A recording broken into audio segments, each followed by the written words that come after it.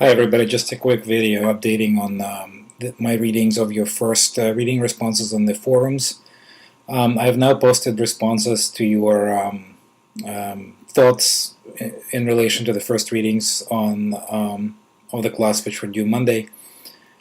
And I just wanted to provide some additional commentary on how I read those and what I'm looking for in those responses, hopefully to give you a better idea of how to do these in the future. First of all, I will not be reading everybody's comment every time. I read about 50% of the comments. I post reading responses to about 50% of the comments, and the purpose of this is not because I'm lazy, but because I think you can learn from one another almost as well as you can learn from me. So what I do is I glance through all the comments. I get a general, through all the responses, I get a general gist of what is being said in response to a particular reading.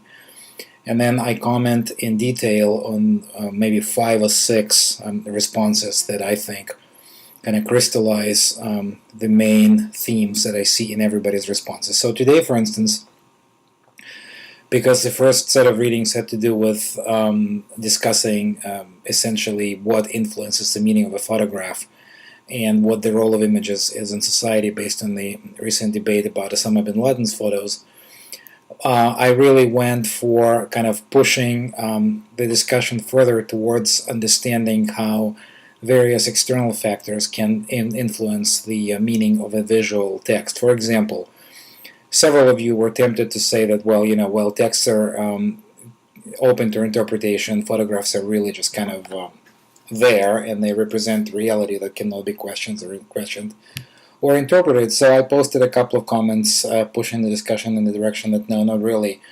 Think about how various images can be seen, read, interpreted differently depending on the context, depending on some other factors around those images. So I want you to think about that.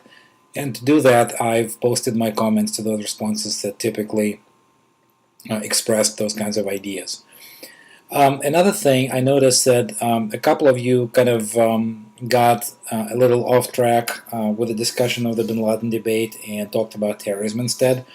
I mean, this is all important, obviously. This is what provoked this whole thing, the 9/11 events, extremely important in our history.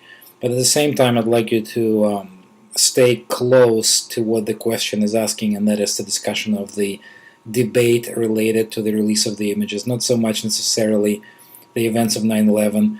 If you do discuss that, if you have some kind of a reason to discuss those events in this context, please make an explicit connection with the readings, explicit connection with the assignments that you are answering. So this is the kind of stuff I'll be looking for. This is the kind of comments I'll be looking for. Again, I'm looking for quality over quantity.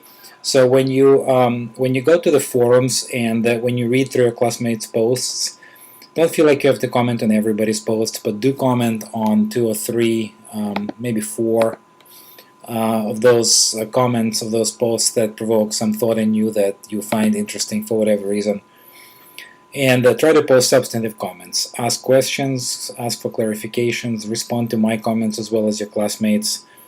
Let's get the conversation going. I can teach you a lot of things about this, but I think you can also teach each other a lot of things. And so, as I said before, we need a conversation, we need interaction. So that's what we're shooting for.